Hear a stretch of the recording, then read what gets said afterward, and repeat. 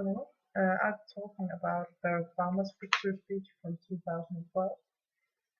At first, I'll talk about the rhetorical pentagram, both in context to this speech and what it means in general.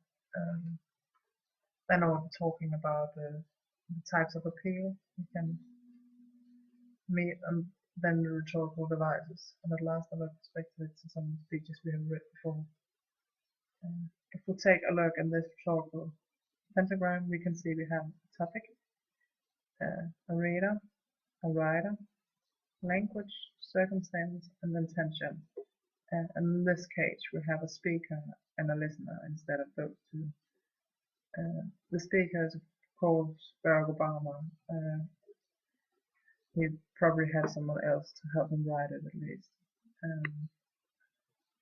And the listener is actually the whole American people. And we can see that in the text.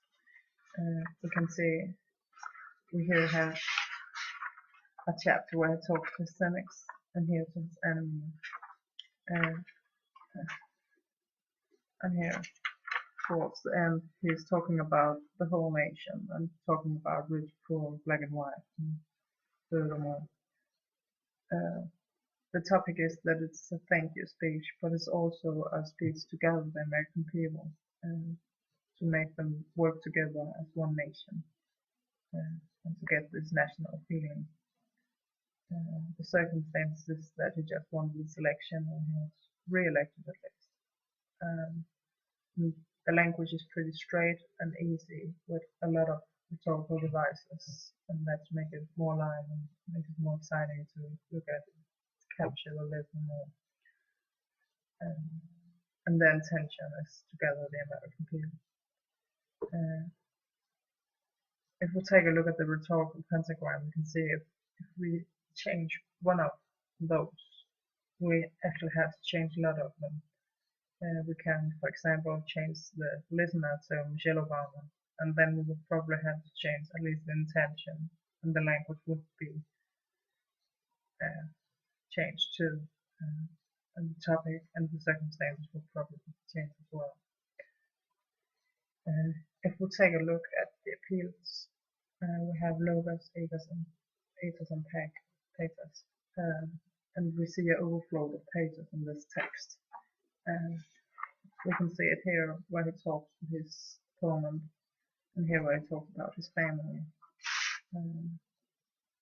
and we see it as well in his examples and the anecdotes. We can also see some ethos. We see it here where he talks about how he got to be a better man and how he got to be a better president.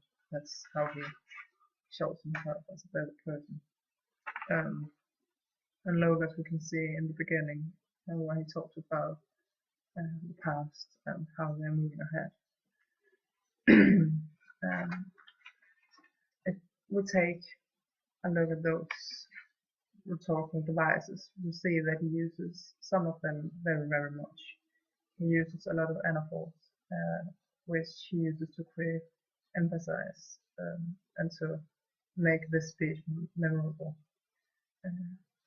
A place in the text where he emphasized very much is here right before his anecdote, where he uses "I have seen it" 3 times, and afterwards he comes with this anecdote about a father and his 8-year-old daughter who's about to lose health care just before Obamacare kicks in.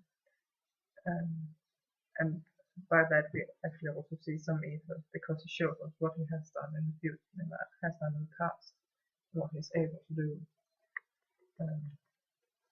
We also see a lot of metaphors, which is one of the linguistic features. And he uses it very maturely in a connotative meaning. And we can see it right here in the beginning. For example, reminds us that while our road has been hard, while our journey has been long, we have picked ourselves up.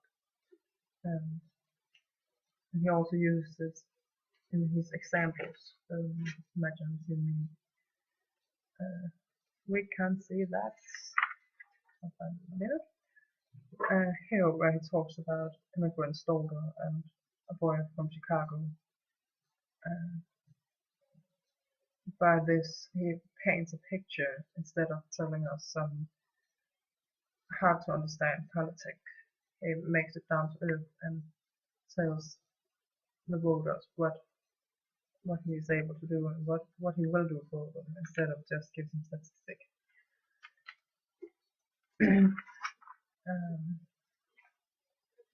We have some repetitions as well, and you see one here towards the end. Red states, blue states, we are forever and will be the United States of America. And by that he again gathered the people as one nation instead of reds and blues, or Democrats and Republicans.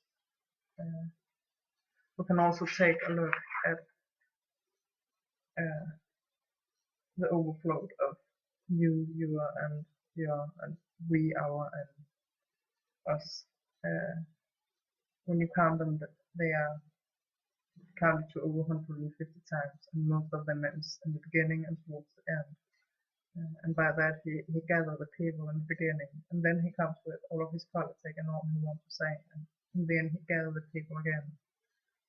And of course he's also doing it in the middle, but not as much as in the beginning and the end.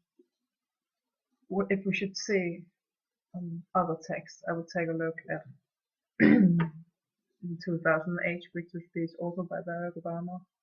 And thus we see the same type of language. We see a man who's very straightforward and very easy to understand and very, but still with lots of metaphors, and he's still using very many anaphors. And one of the fun parts is that in both speeches he has one anecdote.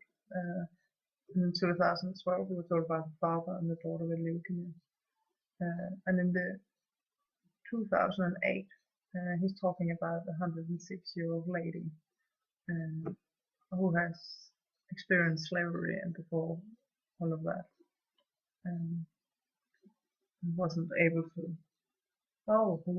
She wasn't able to vote in the beginning. She was black, and he's talking about the evolution has been in those 100 years,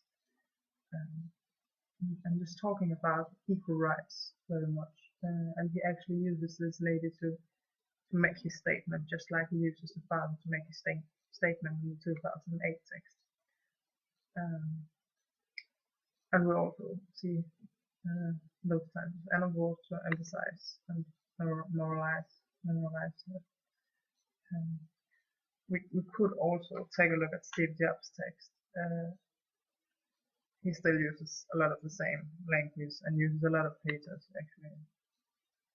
A little bit ages, and almost 20 pages. And those anecdotes, which Obama has one of in each speech. Steve Jobs has 3 of, and it's very long anecdotes. It's almost the whole speech which is about that. So, and I think I used my time.